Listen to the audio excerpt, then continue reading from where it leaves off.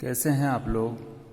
आज हम पोलाइटी के चैप्टर 4 इलेक्टोरल पॉलिटिक्स में कि what is our system of election, हमारे देश के अंदर चुनाव की जो हमारी क्या प्रणाली है, इलेक्शन कमीशन ऑफ इंडिया किस तरह से हमारे देश में चुनाव करवाते हैं, उसके बारे में विद्यार्थियों आज हम डिटेल में चर्चा करेंगे इस वीडियो के माध्यम से। तो first of all, what is our system of elections? Can we say that Indian election are democratic?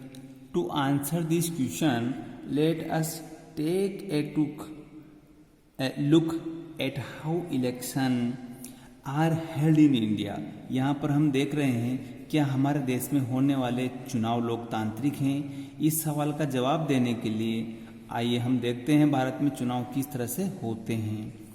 Let's take a look at election are held in India. किस तरह हमारे देश में चुनाव करवाते हैं। Election commission of India, Lok Sabha and Vidhan Sabha assembly election are held regularly after 5 years, after every 5 years। हमारे देश के अंदर इलेक्शन कमीशन ऑफ इंडिया जो है हर 5 साल में चुनाव विधानसभा के, एमपी मेंबर ऑफ पार्लियामेंट के लिए चुनाव आयोजित होते हैं। After 5 years, the term of all the elected representative come to end। यहाँ पर 5 साल के बाद सभी चुनाव चुने हुए जो प्रतिनिधि होते हैं हमारे, उनका कार्यकाल समाप्त हो जाता है और the Lok Sabha and Vidhan Sabha stand dissolve, यानी कि जो विधानसभाएं और लोकसभाएं हैं वो भंग हो जाती है 5 साल के बाद में। इस तरह से फिर नए चुनाव के लिए नए नोटिस निकाले जाते हैं इलेक्शन कमीशन ऑफ इंडिया द्वारा। Election are held in all constituency at same time, यानी कि फिर सभी चुनाव क्षेत्रों में एक ही दिन, एक छोटे अंतराल में अलग अलग दिन चुनाव होते हैं।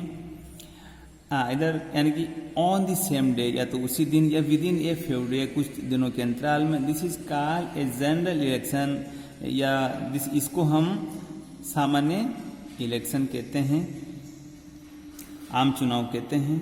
Sometime election held only for one constituency to fill the vacancy caused by death या रिजाइनेशन ऑफ ए मेंबर। किसी भी एमएलए एमपी द्वारा चुनाव, उसकी कैजुअलिटी होने पर, वो जो चुने हुए जनप्रतिनिधि होते हैं उनकी कोई कैजुअलिटी हो, कोई मर गए या फिर उन्होंने किसी कारण से विधानसभा या एमपी अपनी पोस्ट से, चुने हुए क्षेत्र से रिजाइन दे दिया है, तो उस कारण से भी चुनाव करवाए जाते हैं और उन्हें ही हम उपचुनाव कहते हैं। Called by election. In this chapter we will focus on general election. हम यहाँ पर जो आम चुनाव पर ध्यान केंद्रित करेंगे। इलेक्शन कॉन्स्टिट्यूंसी, चुनाव क्षेत्र। You read about that people of Haryana electing 90 MLA। You read, आप पढ़ चुके हैं about the people of Haryana के लोगों ने किस तरह 90 MLA member of legislative assembly के लिए 90 लोगों को जो किस तरह हरियाणा में चुना गया था। You may have wondered how they did that, यानी कि ये बहुत आश्चर्य कहें संभव है कि आपने सोचा होगा कि हमारे उन्होंने ऐसा कैसे किया होगा। क्या हरियाणा का हर व्यक्ति सभी 90 विधायकों के चुनाव एक साथ कर सकता है, वोट दे सकता है? How they did every person Haryana vote for all the 90 MLA। ये शायद आप जानते होंगे that this is not the case. ये कैसे संभव हुआ? इन आवर कंट्री, हमारे देश में, we follow an area based system of representative that country divided into different areas for purpose of elections. These areas are called electoral constituency. The voters who live in an area elect one representative। यहाँ पर हम जानेंगे, शायद आपको भी मालूम होगा, that this is not the case। ऐसा नहीं होता अपने देश में।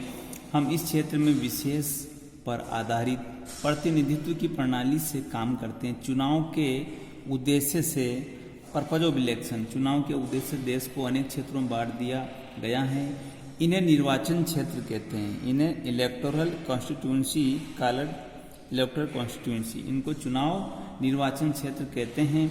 एक क्षेत्र में रहने वाले मतदाता अपने एक प्रतिनिधि का चुनाव करते हैं। Elect one representative. आगे बढ़ेंगे हम। और Lok Sabha election the country is divided into 543 constituency. The representative elected from each constituency is called a member of parliament या an MP. One of the features of a democratic election that every vote should have equal value. यहाँ पर for Lok Sabha election, जैसा कि हम चर्चा कर चुके हैं, लोकसभा चुनाव के लिए देश को 443 निर्वाचन क्षेत्रों में बांटा गया है। हर क्षेत्र से चुने गए प्रतिनिधियों को संसद सदस्य कहते हैं। इक्वल वैल्यू, यहाँ parliament called a member of parliament या एमपी, यानी इनको संसद सदस्य कहते हैं। और उसके बाद one of the feature of democratic election, लोकतांत्रिक चुनाव की एक विशेषता है हर वोट का बराबर मूल्य।